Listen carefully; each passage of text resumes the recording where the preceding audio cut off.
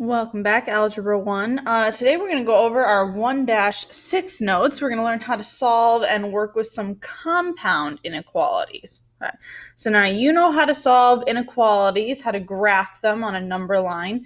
A compound inequality is going to help you when you have kind of a range of numbers that are options.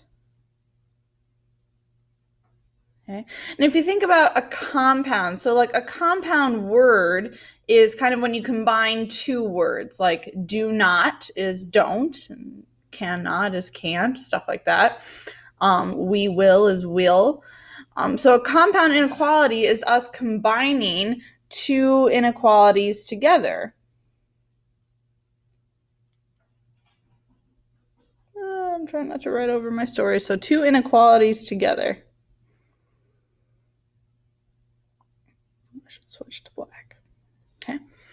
So let's kind of just give you an example of what a compound inequality might look like. So Hannah has some blue paint. Maybe she's painting her room or something. She wants to lighten the shade. So she mixes in 1 cup of white paint. The color is still too dark, so Hannah keeps mixing in 1 cup of white paint at a time, and after adding 4 cups, she decides the color is now too light. So part A says to explain in words how much paint Hannah should have added initially to get the shade she wants. Okay. So let's go back in our story. So after just 1 cup of paint, that was not enough. She was like, too dark. But 4 cups was too much. So 1 is not enough. So we definitely want more than 1, but 4 was too much. So we want to say something like, so if 1 is not enough and 4 is too much, then she should have added somewhere between 1 and 4 cups. All right. So part B, model with mathematics, represent your answer to part A with 1 or more inequalities. Remember the inequality symbols are these, okay? So if we said 1 was not enough, she wanted more than 1 cup. Okay, maybe we'll use P for paint. So she definitely wanted more than 1 cup, and she also wanted less than 4 cups. Okay, so this is more than 1. This is less than 4.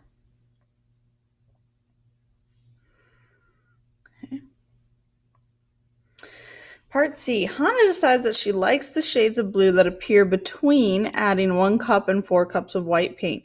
How can you represent the number of cups of white paint that yield the shades Hannah prefers? Okay. So let's see. We're going to actually do this on with 1 inequality. Okay, so we know that she wants more than 1 and less than 4. We can actually rewrite that as 1 inequality, as if we can turn 1 around. So I'm going to keep this one. She wants to be under 4 cups. At the same time, she wants to be above 1 cup. Okay. So what this is saying is that the amount of paint she adds needs to be in between 1 and 4 cups of paint. Okay, so this is actually an example of a compound inequality.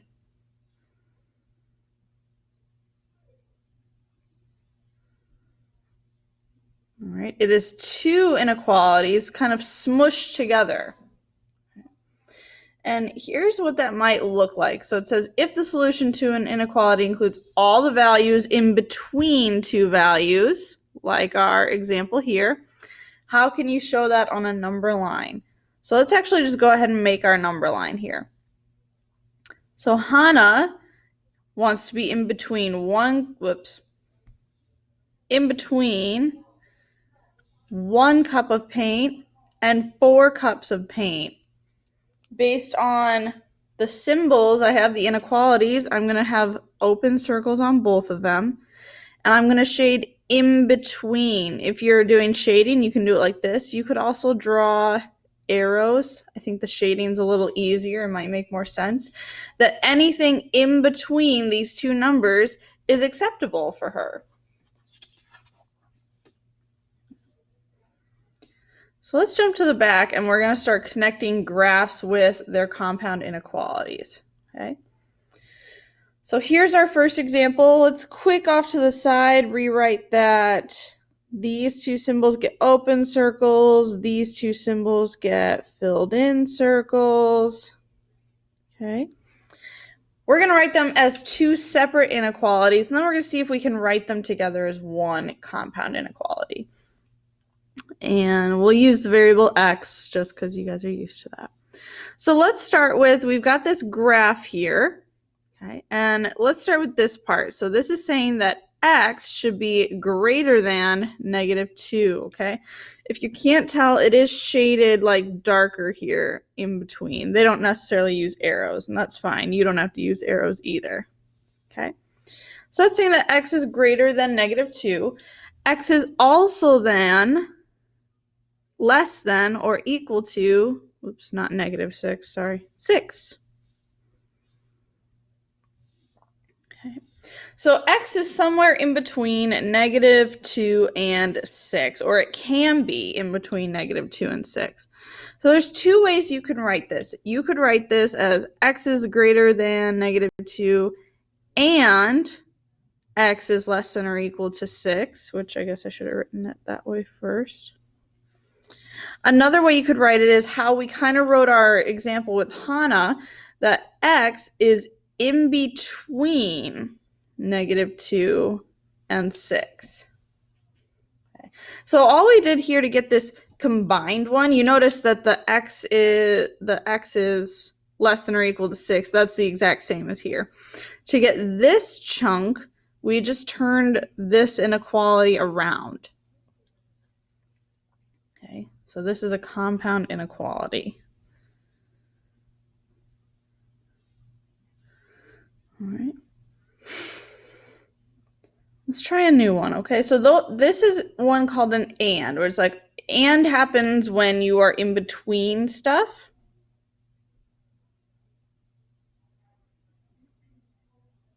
But sometimes you are on the outside of two numbers, on the outside of a range. So let's try that. So this one is going to be an or. And we're going to end up on the outside of our two numbers. So it says to solve the compound inequality, -3x plus 2 is greater than -7, or 2 times x minus 2 is greater than or equal to 6.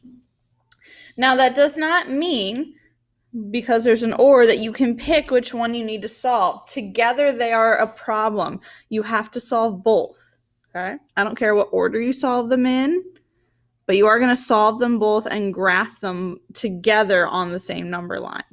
Okay. I'm going to start by solving this first one. I'm going to -2 and get -3x is greater than -9. Divide by -3. I'm dividing by a negative, so I have to flip my sign.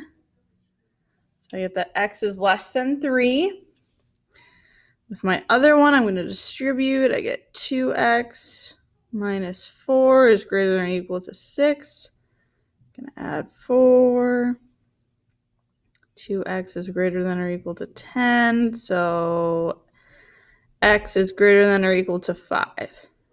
Okay, so this is saying that x is either less than 3 or greater than or equal to 5.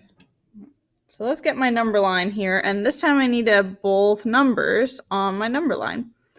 I'm going to have 3, I'm going to have 5.